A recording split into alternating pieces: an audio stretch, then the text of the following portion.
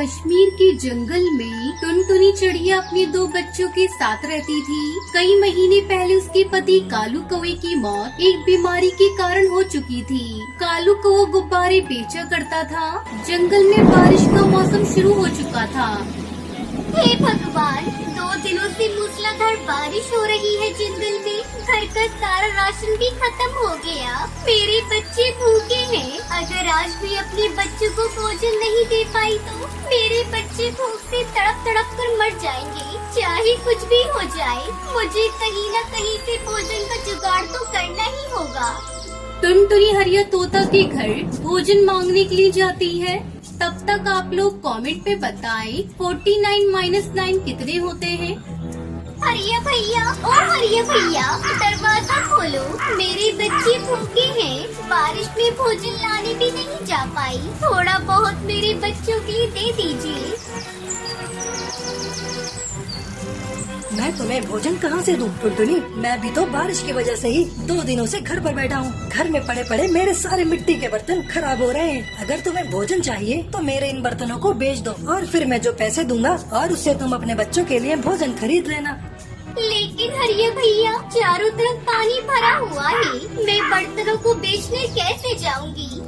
तुम अपने घर जाओ। अगर तुम मिट्टी के बर्तन बेचने नहीं जाओगी तो वैसे भी तुम्हारे बच्चे भूख से तड़प तड़प कर मर जाएंगे। मेरी मानो तो बारिश की चिंता मत करो, अपने बच्चों की चिंता करो और इन मिट्टी के बर्तनों को बेचने चली जाओ। बारिश का मौसम है, मिट्टी के बर्तन हाथों हाथ बिक जाएंगे।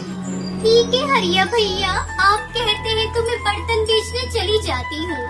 टुनटुनी मिट्टी के बर्तन लेकर बारिश में बेचने के लिए निकल जाती है। मिट्टी के बर्तन ले लो, मिट्टी के बर्तन, सस्ते अच्छे बर्तन ले लो, मिट्टी के बर्तन ले लो। टुनटुनी की आवाज सुनकर सुंदरी कौवी अपनी खिड़की से टुनटुनी को आवाज लगाती है। अरे वाह, इस बारिश में तो मिट्टी के बर्तनों में खाना खाने में मजा आ जाएगा। अरे बर्तन वाली, इधर तो लेकर आ ये बर्तन, पक्के तो है ना? हाँ हाँ बहन जी, ये मिट्टी के बर्तन बहुत ही मजबूत है। देख लो खुद ही, बारिश में भी कैसे टिके हैं। आप एक बार खरीद कर तो देखिए। इस बारिश में मिट्टी के बर्तनों में खाना खाने से सेहत बनी रहती है। शाम तक टुनटुनी चिड़िया सारे बर्तन बेच देती है और सारे पैसे ले जाकर हरिया तोता को दे देती है। अरे वाह, तूने तो बहुत ही जल्दी सारे बर्तन बेच दिए। ये लो पैसे और ये 2 मिट्टी के बर्तन भी रख लो। तुम अपने बच्चों को इसमें खाना खिला देना। टुनटुनी पैसे और बर्तन लेकर वहाँ से चली जाती है और रास्ते में से अपने बच्चों के थोड़े भुट्टे के दाने ले लेती है। जब वो घर पहुँचती है तो उसका घर तो वहाँ था ही नहीं। तेज बारिश में उसका घर टूटकर बह चुका था। दोनों बच्चे पास के पेड़ पर बैठकर रो रहे थे। मम्मा, अपना घर बारिश में टूटकर बह गया। बच्चों, तुम लोग सुरक्षित तो हो ना? तुम्हें कहीं चोट तो नहीं लगी? नहीं मम्मा, हमें कहीं चोट नहीं लगी, लेकिन हमारा घर टूट गया। अब हम कहाँ रहेंगे मम्मा? अभी तुम लोग घर की चिंता मत करो। ये लो कुछ भुट्टे के दाने हैं, इसे खाकर अपनी भूख मिटाओ। तभी वहाँ से एक परी गुजर रही होती है। वो उस बेसहारा माँ को देखकर रुक जाती है। क्या हुआ चिड़िया रानी, तुम उदास क्यों हो?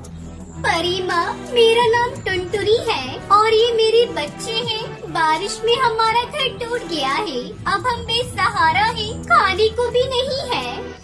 उस बेसहारा माँ की बातें सुनकर परी अपनी जादुई छड़ी से उन्हें जादुई मिट्टी और फल के बीज देती है। टुनटुनी इस जादुई मिट्टी में उन बीजों को दबा देती है।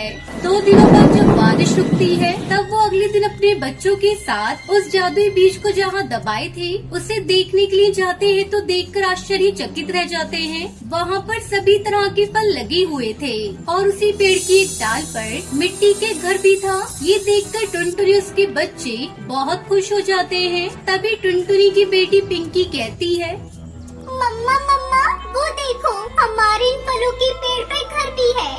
हाँ बेटा, मैं भी देख रही हूँ। चलो पास जाकर देखते हैं।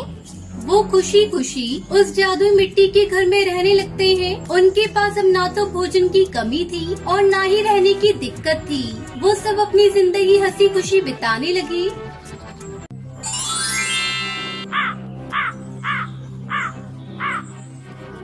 इसी जंगल में टुनटुनी चिड़िया अपने मम्मी पापा के साथ रहा करती थी।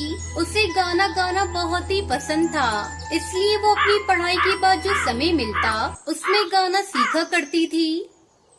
तू नहीं तो ये रुत, ये हवा, क्या करूं, क्या करूं।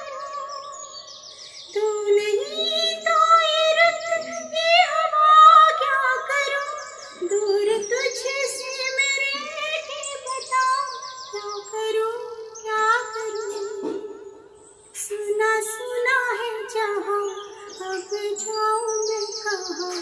बस इतना मुझे बतला जा।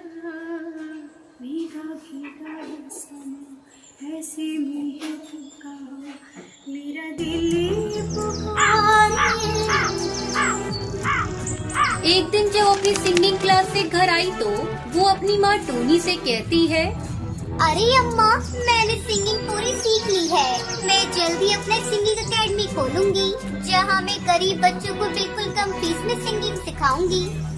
टुनटुनी, अब ये सिंगिंग विंगिंग बहुत हो गया। तुझे सिंगिंग बहुत पसंद थी ना, इसलिए मैंने तुझे आज तक सिंगिंग सीखने से मना नहीं किया। लेकिन अब तू बड़ी हो गई है, कुछ ही दिनों बाद तेरी शादी हो जाएगी, फिर तू अपने ससुराल में जाकर सिंगिंग एकेडमी खोलते रहना। तब तक आप लोग कमेंट पे बताएं 76 - 67 कितने होते हैं। नहीं माँ, मैं अभी शादी नहीं करूँगी, मुझे शादी नहीं करनी। खबरदार, जो तूने इस विषय पे एक बात और बोली तो मैंने तेरी शादी के लिए तेरी मासी से कहा है, कोई अच्छा रिश्ता मिलते ही मैं तुम्हारी शादी कर दूंगी। टुनटुनी चुप